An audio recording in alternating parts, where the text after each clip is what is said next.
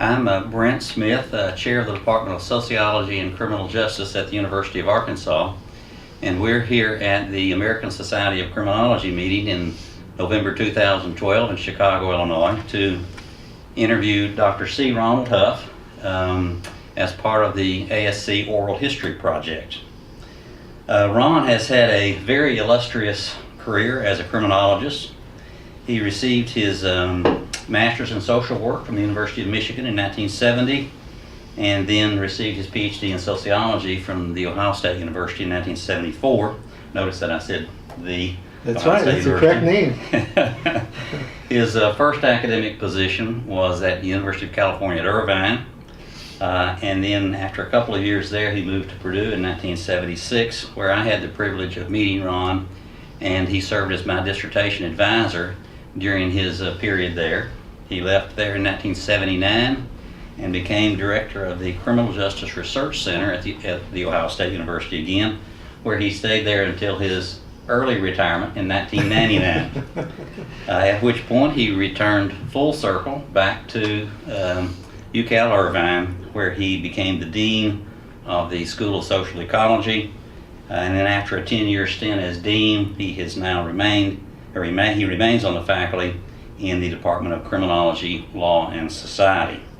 Along the way, Ron has served as the president of the American Society of Criminology, 2000 and 2001. His awards are numerous, and don't have time to mention all of them, but a couple of them: the Gerhard Mueller Award from ACJS, the Herbert Blanc Award from ASC, the Donald Cressy Award from the National Council on Crime and Delinquency, just to name a few. He's the author of over a dozen books and scores of scholarly articles, but I suspect that Ron is proudest of his wife, Pat, of 45 years, married in 1968, and his two lovely daughters, Tamara and Tiffany. There are three areas of questions we're going to talk about today. We're going to talk first about Ron's decisions to become a criminologist, and then secondly talk about his body of scholarly work, and then finally some reflections on his career over the years and what suggestions he might have for some young criminologists as they enter this discipline. So we'll begin. How did you become a criminologist, Ron? Yeah, that's an interesting question. You know, I think a lot of times in life there's some serendipity, and when I get asked that question, I always begin by telling students or whoever asks that it began with hitchhiking. It sounds kind of funny, but in 1965, I was a 64-65. I was a freshman football player at a small liberal arts college at Capital University in Columbus, Ohio, and freshmen were not allowed to have cars. And so my girlfriend, who's been my wife, as you mentioned, for 44 years now, she was a year behind me in a rival high school back in our hometown of Lima, Ohio. So on the weekends, against my parents' advice, I would hitchhike home. They didn't really like it, but that was the main way I had to get home. So I was standing out on this little sleepy crossroads town in those days. It's pretty famous now, Dublin, Ohio. That's a suburb of Columbus where Jack Nicklaus's Muirfield Village Golf Course is, and it's grown a lot. I had a little sign, college student to Lima. Well, this man pulled over and picked me up, and we started talking, and I asked him about his family, and he said, well, he had several sons. One was a doctor, I think. One was a plant manager of General Motors. He said, and this kind of dates me, right? He said, I have this third son named Neil, and he flies the X-15 rocket plane. Well, this turned out to be Neil Armstrong's father. And Neil Armstrong's father at that point was the assistant director of what was then called the Ohio Department of Mental Hygiene and Corrections. That's really an old dated term. It was if you can imagine today, the mental health department and corrections together. We had so few, in relative terms, people locked up in those days that you could have them both in one agency. Well, Steve Armstrong had been a county auditor, and he'd moved around. He was the assistant director, and he was living in a hotel in Columbus, working 16-hour days, and his wife got tired of moving around, so she was back in Wapakoneta. And Steve said, look, here's the deal. I work long hours, and then on the weekend I go home to be with my wife as long as this job continues. And so any time you want to ride home, come down to the state office tower on Friday, and I'm usually tired after we got to know each other. He said, I'm usually tired. I prefer you drive. So he found out I was a psychology major and that I wanted to try to find a summer job. And he said, well, he was a very ethical man. He was a very principled, ethical, hardworking guy, as you can expect Neil Armstrong's father would be. And he said, well, it wouldn't be ethical for me to get you a job, but I can tell you this, there's a maximum security institution in your hometown with 1,500 people locked up. It was called Lima State Hospital for the Criminally Insane, so they were mentally disordered offenders. And he said, you know, you're a psychology major, so you could go out there and I'll give you the personnel director's name and you have to get the job. Well, I went out there and he said, well, what do you want to do? I said, I want to work in psychology. He said, you can't be a psychologist in 1 year of college. I said, no, I understand that. I'm willing to do anything. I just want to learn more about psychology. So he said, well, you know, the only thing we'd classify you as is a recreation aide. I think it was $250 a month. I said, look, you know, I'm happy to have whatever classification you want to give me, but I play college football. I don't need recreation. I want to learn about psychology. I was just persistent. And so finally he called the head of the psychology department and said, could you use a guy like this, a young guy? He said, could we ever? He can score IQ tests. We'll train him how to do all this stuff and take away some of the tedious work that we have to do. He can take inmates for group testing, and you know. So every summer for 3 years I was an intern in that institution, and kept asking more and more questions, and that really was the first introduction I had to both mental health and criminology, because these were dual diagnosed people. They were mentally ill and criminal, or they were there for a court-ordered diagnosis to determine if they were sane to stand trial. So, you know, that while I was there at that hospital, a famous scholar named Simon Denitz came and gave a series of lectures on psychopathy. And he was talking about research they were doing on psychopaths. One of the papers became the main paper in one of the AAAS meetings that year. They were looking at the lability and explosiveness of psychopaths, investigating with a team of pharmacologists and psychiatrists and others whether they could develop a compound to control their explosive behavior in these institutions. And it was an amazing series of lectures, and I just thought, wow, this guy is really smart, you know. So a couple of years later, I ended up going to Ohio State. We can talk more about that, and he became my mentor. Right. Tell us more about the people that you met at Ohio State during your PhD time at OSU, and the other criminologists, other sociologists that you met that also perhaps influenced your career. Sure. Cy Denitz is obviously first and foremost. He was an amazing scholar, an amazing person, human being. He's been dead now for a few years, and we miss him greatly. We raised money we now have the Denitz Library at Ohio State in his honor. But he was a very multidisciplinary guy. He knew as much about social psychiatry and as he did about criminology. He was as well known in Europe as he was in America. And we had a great cohort of grad students there who came to work with him. Joan Petersilia was getting her master's degree there while I was getting my PhD. Joan later became one of our most famous alums of the University of California, Irvine. But she first stopped and worked at Rand when she had a master's degree. So Joan and I met in 1972 in graduate sociology classes. We did a lot of classes together, so we've known each other for a long time. So Cy was my major professor, and then we had to have 3 areas of sociology for our exams, and mine were criminology and sociology of deviance, where Cy was my lead professor. Social stratification and social organization with Russell Dines, who later became the executive officer of the ASA, and then sociology of the family with Alfred Clark. And that was my examination committee. So, and another person that influenced me a lot was Joe Scott. Some people still remember Joe, and he retired in his early 50s from Ohio State and then got a law degree and is a prominent defense attorney in Columbus. And I was actually a TA for Joe, even though we weren't too far apart in age. He was a young assistant professor when I was a little bit older PhD student, having had a little short career in social work. It's interesting. My boss at the University of Arkansas, the dean of the Fulbright College of Arts and Sciences, was also one of Ron's in his cohort, Bill Schwab. Oh yes, Yeah, Bill Schwab. So it's a small world. It turned out a lot of good people there, Yeah. and a lot of that had to do with Cy Denitz. Yeah. Let's talk a little bit about your body of work, your research. Your dissertation was on the prisoners' union movement, which was a really big issue back in the late 60s and mid 70s. Can you kind of summarize your dissertation research and tell us about the movement itself? Sure. Well, I think it's important to begin by saying that it started out as a PhD seminar paper with Cy Dennis, and the prisoners' union movement had started in California and certainly in several European nations. Ohio started a movement called the Ohio Prisoners' Labor Union movement. And it seemed fascinating to me. I grew up in a blue-collar family where no one went to college on either side of my family. My dad was a welder. He was a union member who walked picket lines. And so I knew a little bit about unions from family experience. I thought, well, this is really fascinating that the prisoners would start what they're calling a prisoners' labor union in Ohio, not most places, but in Ohio they called it a prisoners' labor union. So I did a seminar paper, and then Cy said to me, Cy Dennis, this would make an excellent dissertation. I said, yeah, I probably would, Cy, but I haven't taken my exams yet.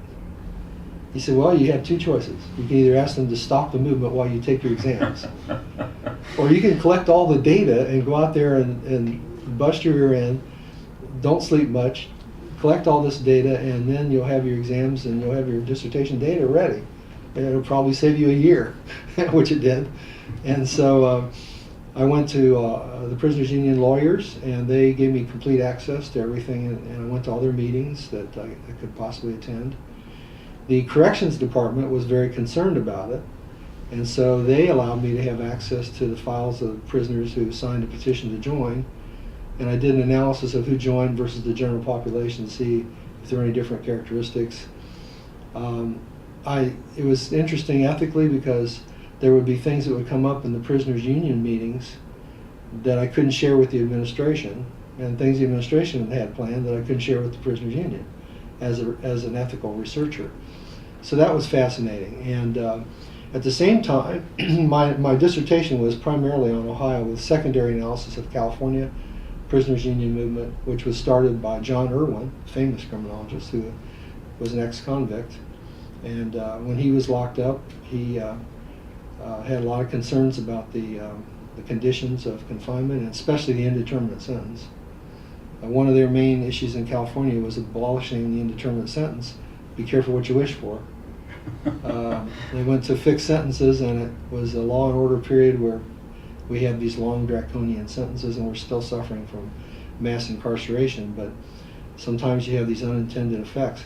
So anyway, I would go to the Prisoners Union headquarters on Potrero Hill in San Francisco. They gave me complete access to all their files, and I would go to all of their meetings that I could attend. We had some national prisoner union organizing meetings that I was able to come to and attend as a researcher. And then I did a tertiary analysis of the European prisoners unions. It was kind of a civil rights movement.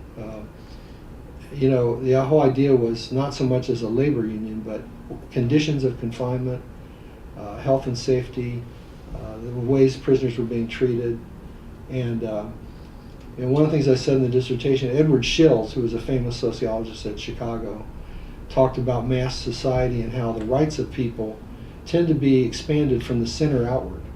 So if you think about America, we had the expansion, we got rid of slavery.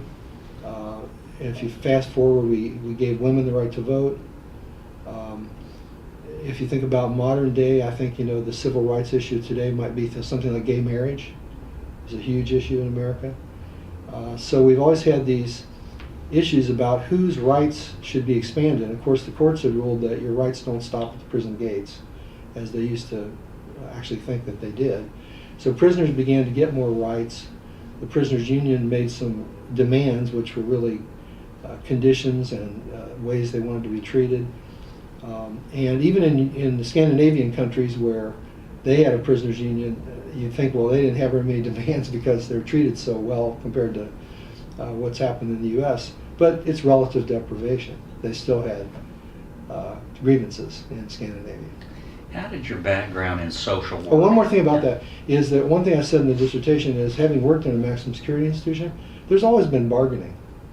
And the question I saw was, are you going to have a prisoners' union with an election, of representatives to sit down with the administration and talk about grievances, or are you going to drive those underground and either have riots or have the bargaining favor the people who are the bullies and the gang leaders and people who are going to control the prison on the prisoner inmate side, or are you going to have a more formal bargaining system where you sit down and actually talk about grievances? Good point. A lot of young wardens would tell me off the record, I wouldn't mind having a prisoners union. They couldn't officially say that. Yeah, that's interesting. Yeah. How did your background in social work affect your dissertation and the way in which you approach this research topic?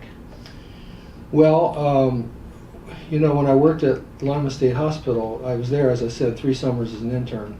Then after my master's in social work from Michigan, I had a work commitment because the state of Ohio paid for me to get my master's degree. So the policy in those days was they would pay for graduate school and you would come back and work a year for every year of assistance. So I wanted to come back to that same place, and I came back as director of psychiatric social work.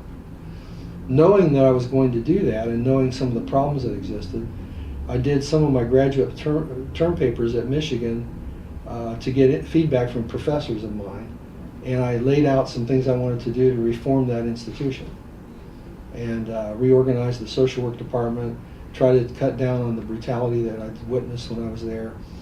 And then I get feedback from Michigan professors about what they thought about the strategy and organizational complexity and how to get resources and build them in and all that sort of thing. So then I came back and we put in place a lot of those things. We initiated several of us. I was sort of elected as the young Turk. I had a great situation. It didn't take a lot of bravery because I had this work commitment. And what are they going to do? Fire me? I mean, relieve me of my work commitment? So we tried to present to the administration the brutality that we saw that was going on and the misuse of psychotropic drugs. We had, they called them attendants, they were really guards. They would save up medicine from the medicine carts and make these guys zombies on the weekend so they could watch ball games. There was a lot of sadistic behavior going on. We presented all this at a meeting that we held with the commissioner at the time, and they said they'd look into it. They really didn't do anything. So we decided to have a strategy that involved leaking information to the press, to first of all, law professors, litigation against the institution. We initiated a grand jury investigation. The State Highway Patrol came in, the Ohio Highway Patrol came in, gave everybody, a lot of people took polygraph exams. So we went about this institutional reform, which I tried to think through when I was a grad student in Michigan, in a way that protected the victims and witnesses. Some very important legal questions came up. If you have inmates who are mentally ill, do they have any credibility in court? People could say, well, you can't believe them. They're making this stuff. They're mentally ill, it's a fabrication. Well, the answer is you can't dismiss a whole class of possible witnesses and victims. You have to do it on a case-by-case basis. The other concern that I had that I tried to think through in grad school at Michigan was, how do we protect these victims and witnesses? So some of the guards were brutal. We're going home at night. If they're going to testify, what's going to happen to them? So we set up a special unit at that hospital, at that institution, that was, the guards were State Highway Patrol people, handpicked, and they were all protected. And we ended up with more than 30 convictions of staff and some court-ordered reforms in that institution. Yeah. We tried to do it informally, it didn't work, so we had to go outside. Kind of became the Thomas Merton of Ohio. Well, I wouldn't go that far. Okay. Sometimes to do the right thing, it can require going to the courts, and even the media were helpful too. But we would leak information like, here's a guy on unit so-and-so that's had all this heavy psychotropic medication. He hasn't had a physical in a while. He's got brain damage from this medication. They go out and file papers. We have cause to believe that this inmate has been having this heavy drugs and is having facial damage and nervous twitches and all this neurological damage. Well, sure enough, you file habeas corpus, you produce this guy, and you find out that this is all true because we leaked the information. Right. Wow. Your career didn't stop there. Later on in your career, you kind of shifted gears a little bit and And in recent years, your research has focused on gang activities, Gangs in America, a famous book by that title, as well as research on wrongful convictions, primarily here in the United States. Talk a little bit about those two areas of your more recent research endeavors. Sure. I started the gang research back when I was at Ohio State. Having been a practitioner, I was always interested in the relationship between research and practice and policy, except now I'm on the other side of the equation. I was a practitioner at Michigan. They taught us in social work grad school, if you're going to be a competent social worker, you have to learn how to read the journals. So a lot of people go into social work thinking, I'm going to work with people that are afraid of quantitative research. They would say, well, wait a minute, how do you know you're doing any good if you can't read the studies and figure out your intervention strategies are working or not, whether it's individual intervention or community or whatever? You have to be able to read the journals. So we had to take enough methodology courses and quantitative courses and read journal articles and critique them. They almost made everybody researchers, sort of desensitization approach. It was very clever. And so as a practitioner, I was always thinking, well, what can I read that can improve what we're doing? And I had a private practice on the side with a psychiatrist. I was doing family counseling and adolescence and stuff like that. But I was always trying to improve what I did by looking at current research. Now I'm a researcher. I'm on the other side of that, but I'm still connected to practitioners and policy people. So what I tried to do, I heard that there were gangs starting up in Cleveland and a couple of other cities. And what was going on in Ohio at the time was there'd be, in the three major cities, Cleveland, Columbus, and Cincinnati, 2 or 3 would have gangs at any one time and none of them would admit it. The politicians didn't want to be blamed for it. So there was a lot of denial at the time. So I got a small grant from the state of Ohio to go out and do an exploratory study, find out, do we have gangs? And it turned out we certainly did. And at the time, there was a lot of people saying, well, these are almost like franchising operations. They're coming from Chicago and Los Angeles. So I interviewed a bunch of people. What was the time frame here? What was this? This was back in the 80s. Yeah, back in the 80s. And started working with the Columbus police and Cleveland, going out on ride-alongs with police. Later expanded that with an NIJ grant to other states. But what I found in Ohio was these were mostly homegrown gangs. They would use Chicago graffiti or LA graffiti, and you question these kids and they didn't know the meaning of half of it. They were copycats, they were imitating. But some of it was also importation. The leader of the first big gang in Columbus was a guy who had come from Los Angeles, and he was known as Joker McGee. He was the leader of the Crips. Well, a lot of people said, "Oh, this is like the LA gangs are expanding." No, it's because he was from a broken family, and one of his parents moved to Columbus. Well, he comes to Columbus. He starts a gang. What's he going to call it? What traditions does he know? He knows Crips traditions. Was there any connection between his little chapter there, his little offshoot of what he called the Crips and the LA Crips? No. The Columbus police would say there was no evidence that there was any of that. So, what I found, these were mostly local kids in Cleveland, Columbus. Same thing, at the same time, there was a study in Evanston, Illinois. They were saying these were Chicago gangs. Turned out the study that came out of Northwestern University showed that they were local kids mostly. And so people confuse that a lot. Anyway, so that's how I got into the gang stuff. And later on, I got a big NIJ grant at Ohio State and studied gangs in South Florida, Broward County, Florida, and Denver and Aurora, Colorado, metropolitan Denver. Took a year to negotiate with NIJ what the sites were going to be. They wanted a study of emerging gang cities. A lot of people were studying Chicago and LA, but these were cities that gangs were just emerging, and not enough was known about that. So we negotiated the sites, and then it took me a year to develop a good sample. I did not want to use a police sample because that's a biased sample. These are the guys that got caught. I wanted to go out and talk to social service people and police and others and find out who are the gang members, whether or not the police know who they are. So then we tried to match them up with at-risk kids who were from the same neighborhoods, often from broken families, families of divorce or separation, where the father was often missing, to do a comparison and build in a little bit of a control. Because at that time, you'd hear people say, oh, it doesn't matter if they're in a gang or not. If they're from those neighborhoods, there's just a lot of criminals that come out of those neighborhoods. Well, it turned out that was wrong. I mean, gangs make a huge difference. They're very criminogenic. Comparing them to the at-risk kids, although it didn't turn out to be a perfect sample comparison, because some of the social service agencies were skimming, and they had their clientele were often lower risk, younger kids. So it wasn't a perfect matchup. But as far as we could tell, and that was borne out by longitudinal studies that were conducted by colleagues later around the country.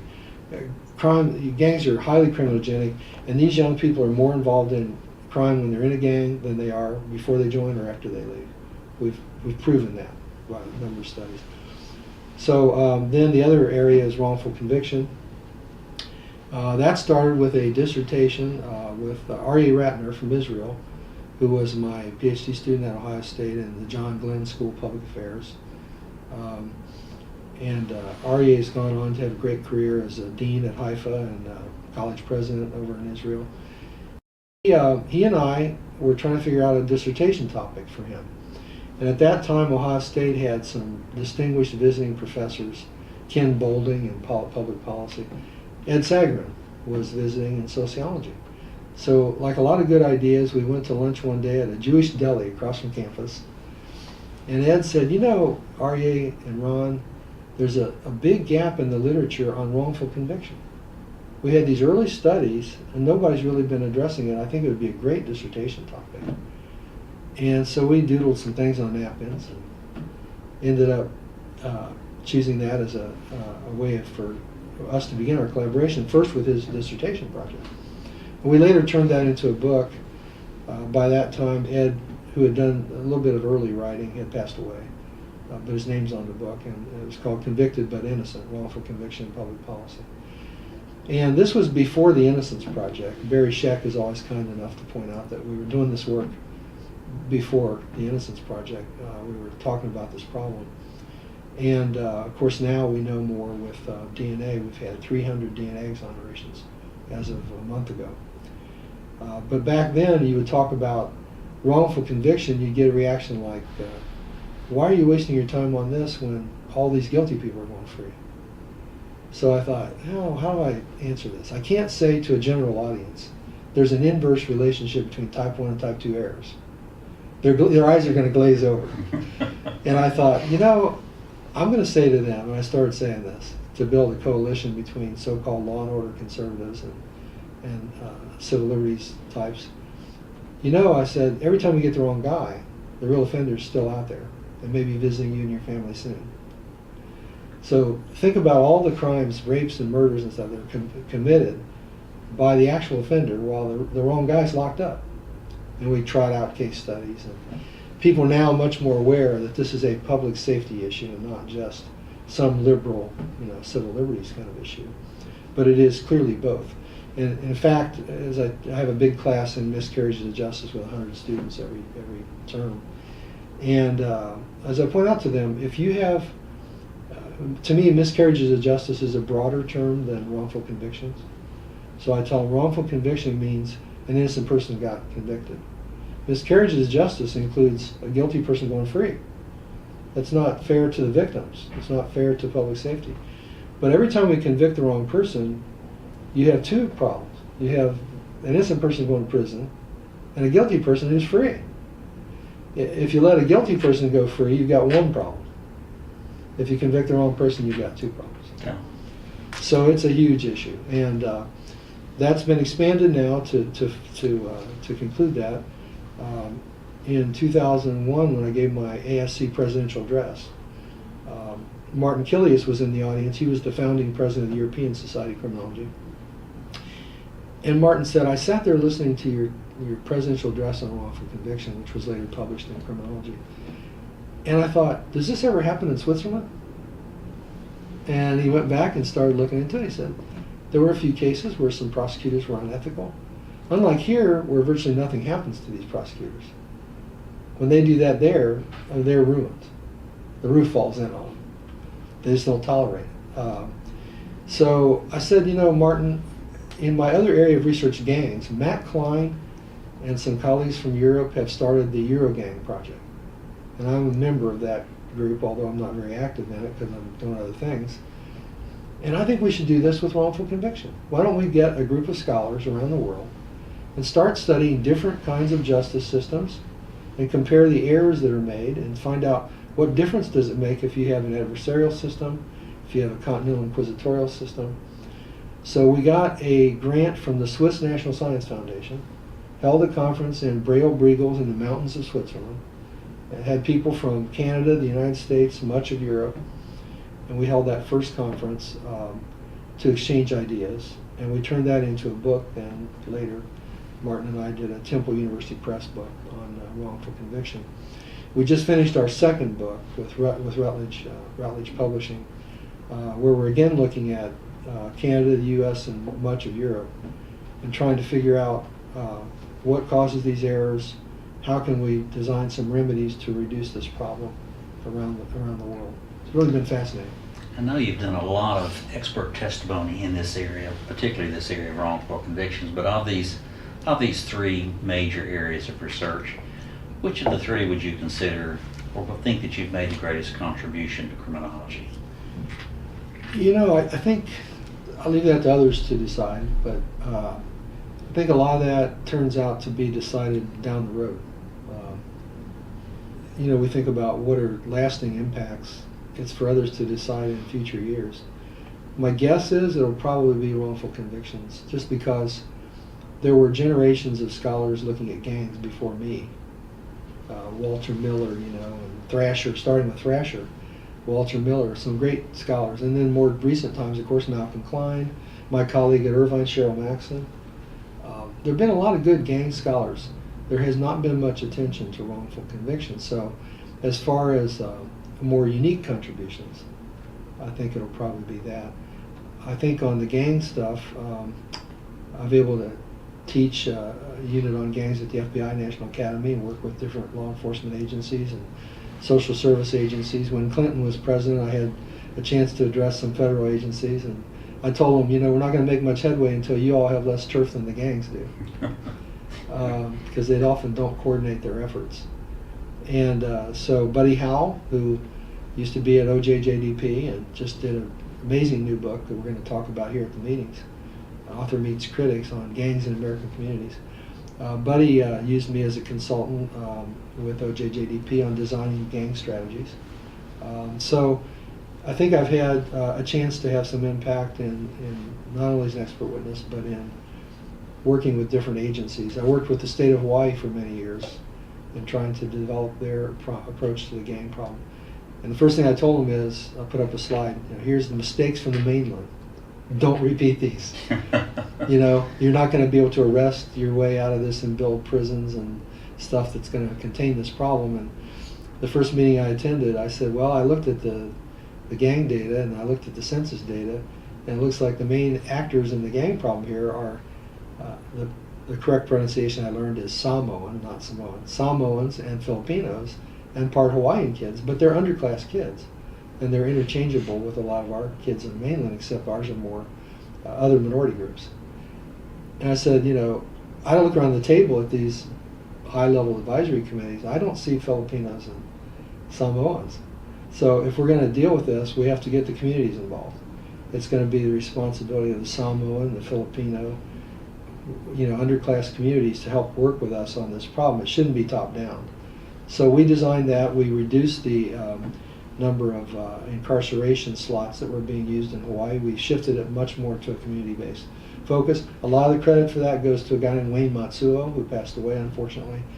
A heroic juvenile corrections administrator with a real vision. Just a guy that I loved a lot. He made a big impact on Hawaii, not engaging in this mass incarceration overreach that I had a chance to teach as a visiting professor one term at the University of Hawaii, and having worked with the state of Hawaii, it gave me a chance to be there at the university and work even more closely with them, and it was really enjoyable. One thing I note about your career is that you've never shied from controversy or controversial topics. Kind of shift gears a little bit now and kind of talk about your reflections kind of on your career, what would you say are some of the identifying characteristics of you as a scholar, as a sociologist? Well, I always tell people I think I belonged in the Chicago school. And you and I talked about this back when you were a PhD student at Purdue. You were out in the field. You got an NIJ dissertation grant to study rural crime victimization. Excellent project. And I always liked to be out in the field. So when I studied gangs, I'd go out on ride-alongs. I'd talk to gang units and police and interview hundreds of gang members. I never really liked just sitting in my office crunching secondary data. First of all, I wasn't ever sure how accurate the data is because I didn't construct it. You can reify assumptions that turn out to be wrong. So I've done some of that, but I like to be out in the field. That's, I think, one of my characteristics is kind of like the Chicago school. It's appropriate we're in Chicago. I had a chance at Ohio State as a PhD student, as a TA, to get to know and love Walter Reckless. So when I went to Irvine, one of my colleagues, Ray Catalano, who's at Berkeley now, he came in one day and said, "Ron, when you were teaching at Ohio State, did you cover the Chicago school?" I said, "Yeah." "Well, what did you do? What kind of resources did you use?" I said, "I invited Walter Reckless to come in and talk about it." He was in the Chicago school. He would talk about Park and Burgess and all these guys firsthand. So Walter was getting up in age, but he was a wonderful guy, and he developed containment theory. And in this new book that Frank Cullen just co-edited, he asked me to do, along with Frank Scarpitti, another Ohio State PhD, we did a chapter on containment theory and its relationship to modern social control theory. And went back and looked at the development of containment theory, and then I did a survey of some leading theorists today, Bob Agnew, Frank Cullen, Mike Gottfredson, and I asked all of them, Charles Tittle, what role did containment theory play in the development of modern social control theory? And we got some great responses, which we published in the book. For example, Frank Cullen still uses containment theory in his classes and makes the students learn it. It definitely was a forerunner of what we think today of as modern social control theory. And so Reckless always was interested in, and he and Dennett's collaborated on a lot of this, the good boy, bad boy studies. What explains the so-called bad boy in a good neighborhood, and what explains the good boy in a bad neighborhood? And Walter would always say, until we can answer that question, we haven't come very far as a social science, because that's really the explaining that variance is really important. So I think probably one of my distinctive characteristics is trying to be out in the field and trying to combine quantitative and qualitative data in a mixed methods approach to understanding what it is I'm studying. I think it's important. You've been on the faculty at several noted universities.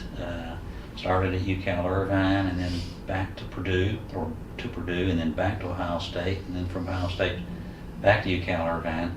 Tell us about your experiences at each of those places along your journey.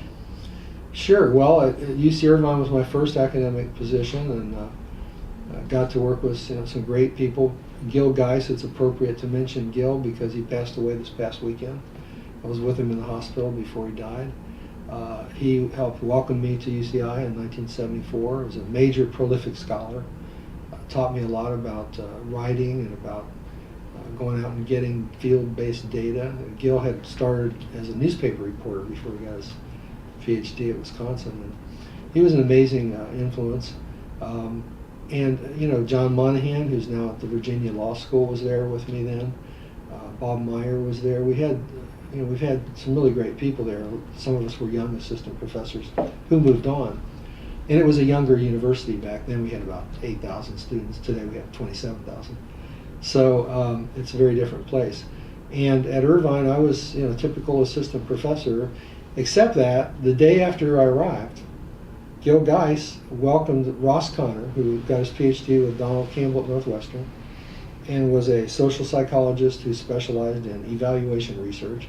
His dissertation was on the impact of Sesame Street and how to design experimental and quasi-experimental evaluations of action programs.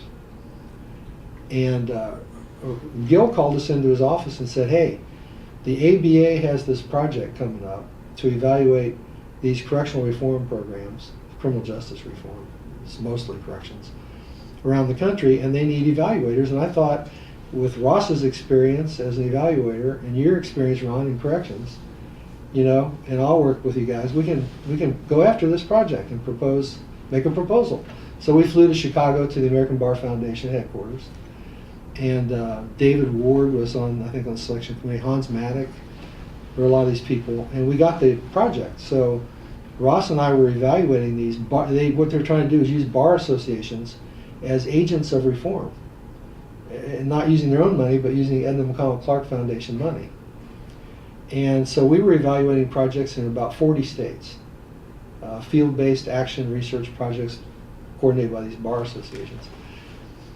And that was because Gil knew about this project, and Ross and I became really good friends. We did this for 3 years, this kind of work, and produced some books and monographs and reports for the ABA.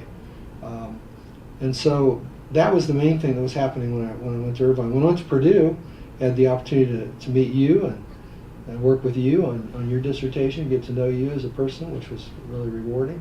We've had a lifelong friendship since then, and I've been very proud of your accomplishments. Well, thank you. At UAB and at Arkansas. And playing softball together. But also at Purdue, Bob Perucci was our chair, wonderful guy and terrific sociologist. We had some great people there. I came there as an assistant professor after I was in my third year PhD, and I was kind of in charge of the applied sociology program, as they called it then. I taught a course in applied sociology. But I quickly decided that the best way for the department, I thought, to move forward was to develop a criminology and criminal justice major within the sociology department. So I designed that major, and I took from other majors around the country at Delaware, Ohio State, different places, put together a major that actually had more sociology in it, I think, than the sociology major, but it had a lot of interdisciplinary stuff, And Bob told me years later we'd have time together on Sanibel Island when my mom was still alive. We'd go down there and hook up at Christmas time. And Bob said, "Man, that major saved our rear." All those criminology and criminal justice majors counted as sociology majors, and it just grew and prospered. And we brought in some really good faculty.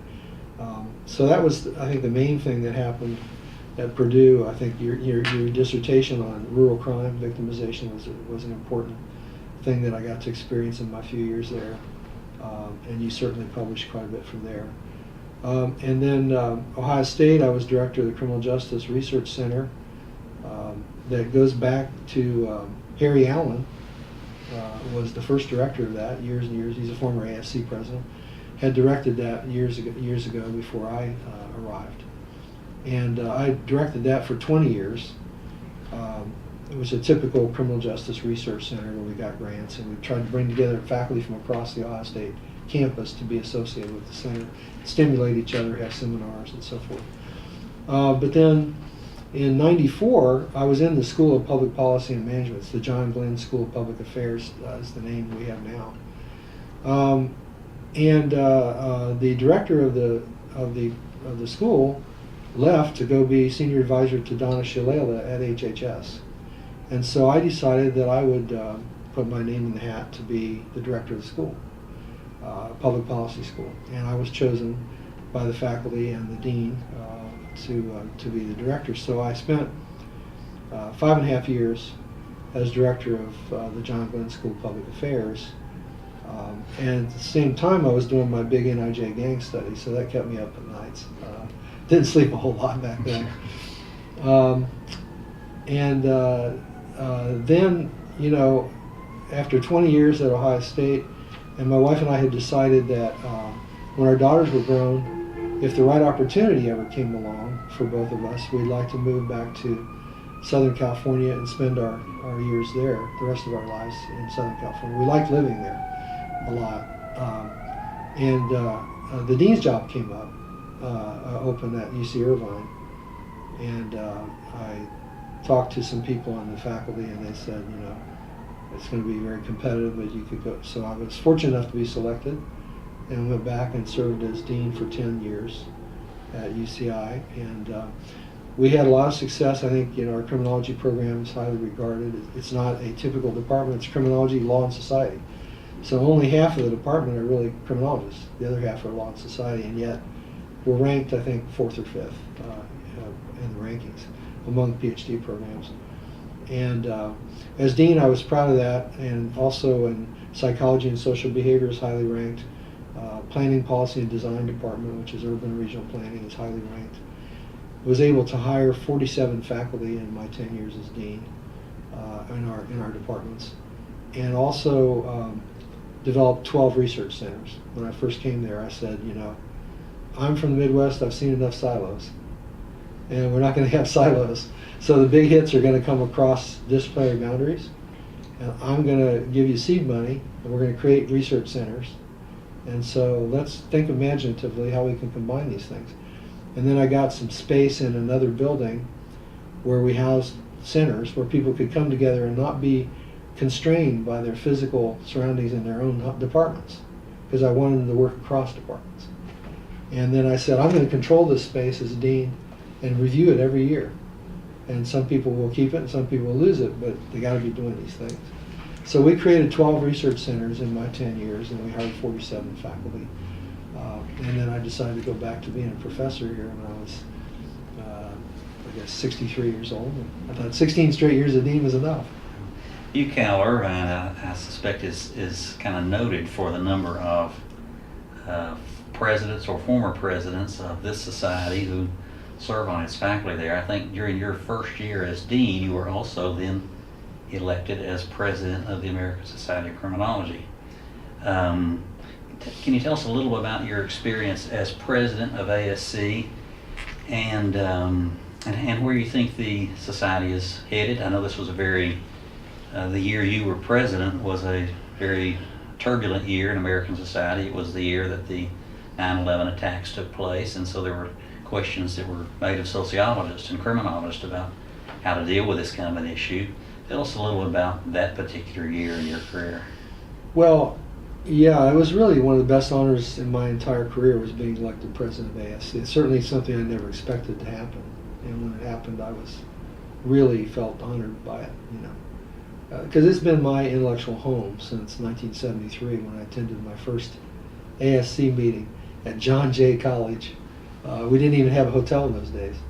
There was no official hotel.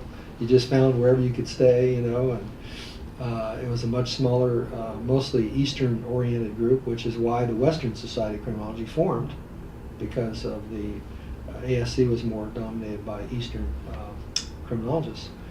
And a lot of people out west didn't have travel money, and a lot of meetings were back east. So it was a lot more small and informal.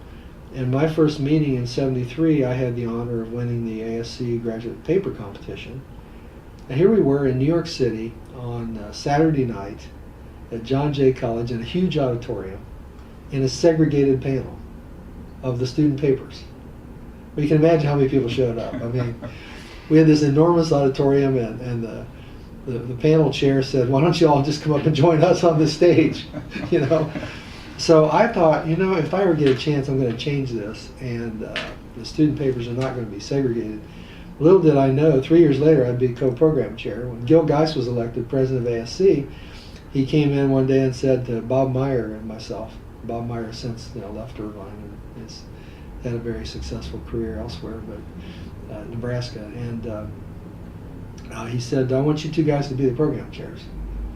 So we inherited the site, was Tucson, Arizona, and we had a great time putting the meeting together, but there was a lot of concern because people thought, well, people are going to come to Tucson?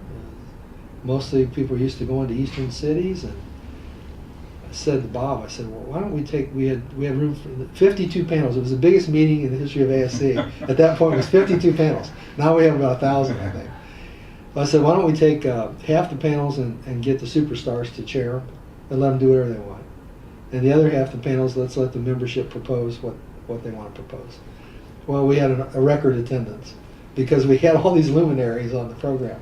And it was a very successful meeting, which I couldn't attend, it turned out, because I had back surgery. I had to miss my own meeting. It's the only meeting I've ever missed, ironically. So, the society has obviously grown.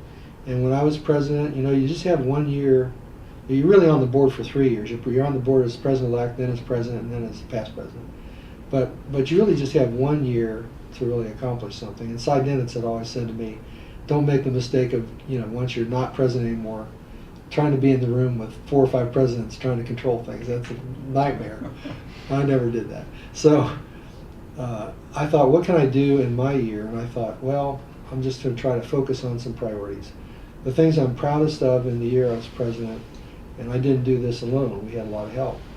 We started the journal Criminology and Public Policy with my Vice President Todd Clear, and we gave that to the members as a part of the membership. They don't have to pay anything extra for it.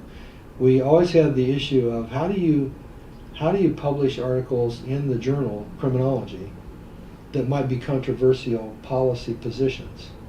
The ASC has only ever endorsed one policy position I'm aware of, and that was against the death penalty.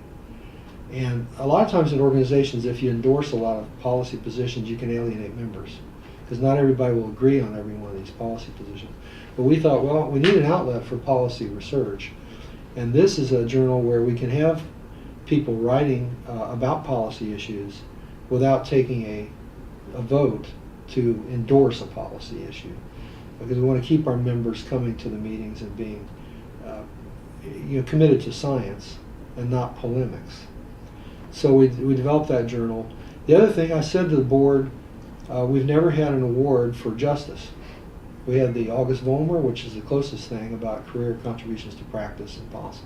I said, let me propose that we create the President's Award for Distinguished Contributions to Justice. But the President can nominate, but the board has to ratify, in case some president wants to nominate somebody that the board doesn't agree with. Again, back to polemics. That could alienate people.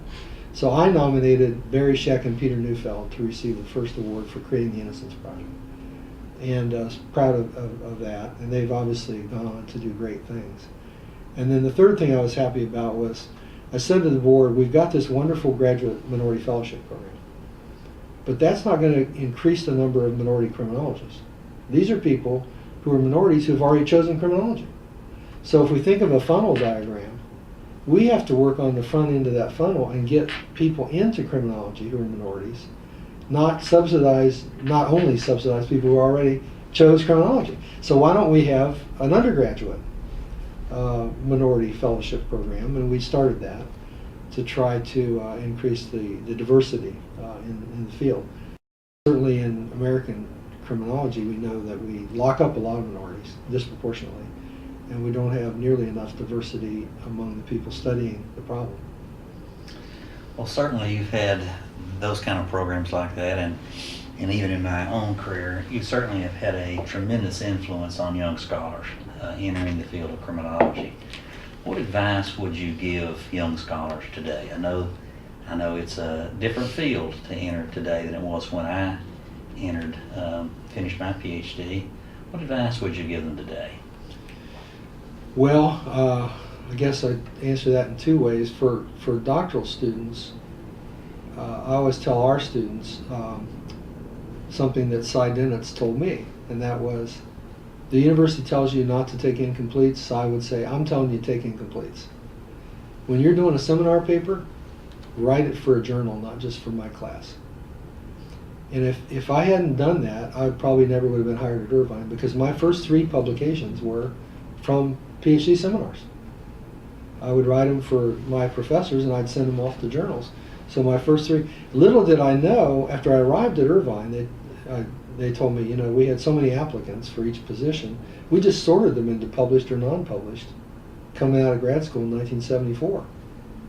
So people think publisher Paris is new. No, I tell people, no, you wouldn't be at UC if you weren't publishing then. What is that, 40 years ago? Yeah, so it's kind of not fair in a way, because there are great graduate students who don't have the right mentoring, and their mentors don't tell them to do that. So they may be as bright or brighter than some of the other folks, but they haven't had a chance to publish. So I always tell our students, try to publish when you're in a PhD program. And a lot of our students at Irvine do that, and a lot of our faculty work with students to publish, and often and I still do some of that. We just had an article in Criminology and Public Policy. Julie Barrows, who was getting her PhD at Minnesota, and she's the lead author on it because it came partly out of her dissertation. I was an expert witness in a Minnesota Supreme Court case where there was concern about gang identification. And the concern was that they were over-identifying minorities. And I thought, well, that seems feasible, that they may well be doing that. I went up and did an analysis of, at the request of the Hennepin County DA's office.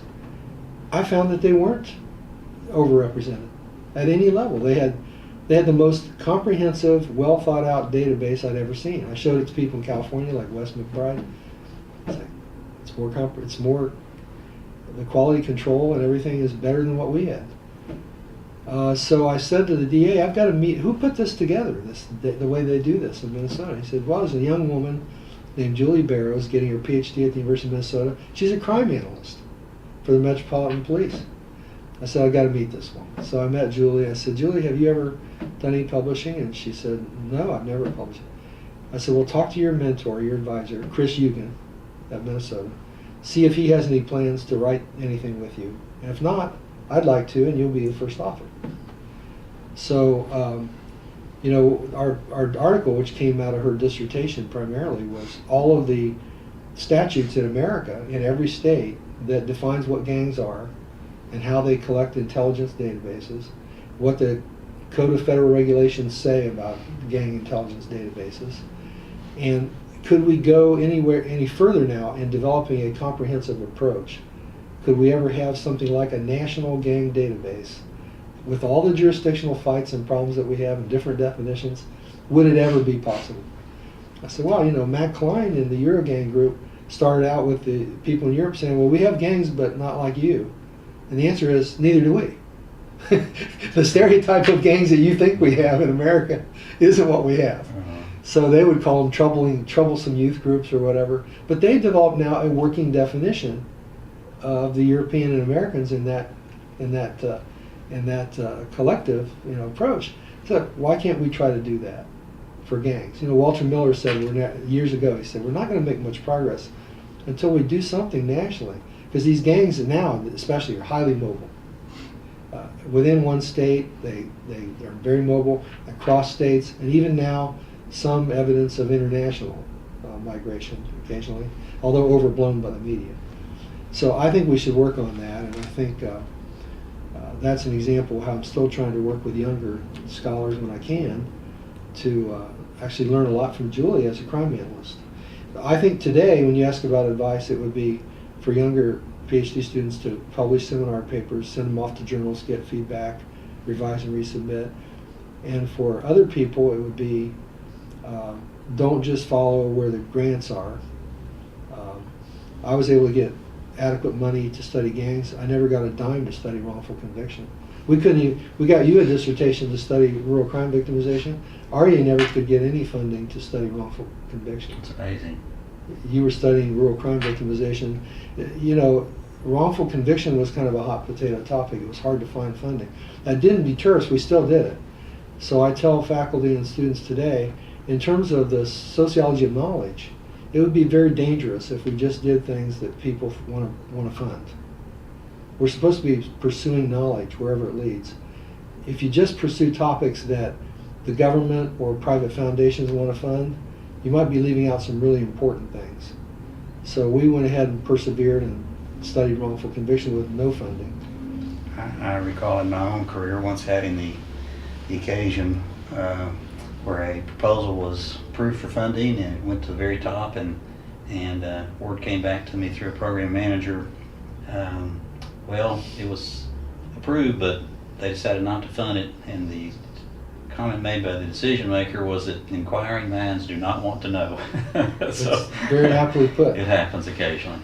The final thing I'd say about that is when I was at Purdue teaching applied sociology, I used a book by Lazarsfeld. And he made this really good distinction between the engineering model and the clinical model.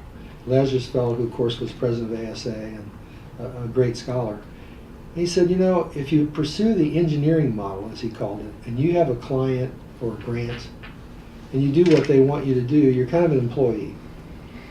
They lay out what they want you to do, and you go do it. But in the clinical model, when I tell our faculty this, when I was dean, I used to tell them, if you see an RFP and it says, here's what we want you to do, and you say, oh, I'm not going to do that because that's not what I want to do. Well, don't do that. If it's close enough to what you want to do, negotiate. You can find out what they want to know and collect that data, but you also can ask richer, more intellectually interesting questions, and often tell the client, what about, would you like to know this? And you can shape that into a project that you find more intellectually satisfying. So a lot of times faculty just don't respond to RFPs when they could. And so I think pursuing knowledge wherever it leads, trying to use this clinical model where you work with the client or a funder and ask broader questions is another piece of advice that I would give.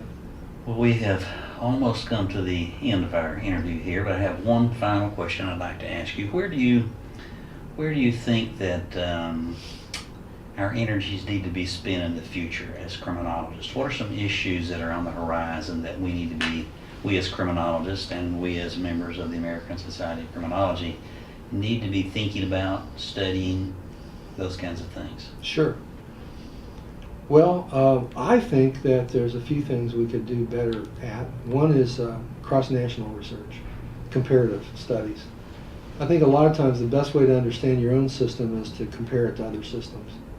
In America, we tend to be island America, just geographically, and a little bit too self-satisfied. And I know in this project with Martin Killius, where we're looking at other justice systems, I believe we could improve our justice system quite a bit. Actually did a little, with Marv Zollman from Wayne State, we did a little mini case study, they called it, where we thought about a hybrid system. What if we took the Continental Inquisitorial system and the adversarial system, and we took the best of both worlds, and we tried to design a new system from scratch? What would it look like? Well, I think we're too dependent on public defenders that are overworked and underfunded in America. The deck is stacked too much. The adversarial system assumes equal counterparts able to argue their positions, and the truth will emerge. But in reality, they're not equal. In reality, the defense has tremendous disadvantages. We don't have open discovery of files. In most of Europe, they do. Why don't we have open discovery of the files, the investigative file? Why can't the defense see that? So they're more likely to say, in most of Europe, the ones that don't have the adversarial system, they're saying, we're in a search for the truth. So if you're accused of something, the investigation's carried out under the supervision of the court, the magistrate. They're looking for evidence that would help the defense or the prosecution. Now, there's criticisms about that system where they say, well, the judges, and these are still too close to the prosecutors, and that may well be.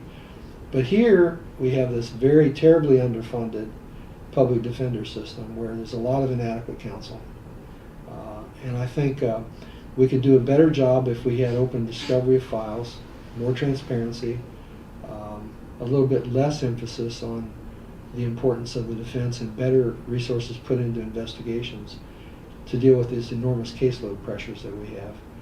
And there's other things we learned in this. So I think for younger people today, if we pay more attention to learning from other countries and sharing what we do best with them and having them share with us things that we could use, and also more concern about social justice and the impact of policies on the fabric of society. Mass incarceration has been a terribly disrupting influence in especially inner city minority communities.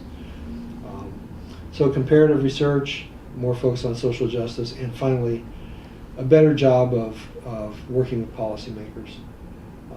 I've done some of that. People like Joan Petersilia is a good example of a woman who's done a tremendous amount to work with policymakers and learn how to speak their language and not obfuscate what we find, but try to find ways to translate that into meaningful. And we're always going to be one variable for them. They're not just going to say, listen to us and do what we say, but they have other things they have to pay attention to. But we ought to be in the arena more than we are, I think. Yeah. Well, thank you very much. We appreciate you coming by and spending some time with us. It's been very illuminating. I appreciate it. Thanks for doing this, Brent. Appreciate it. Good to see you.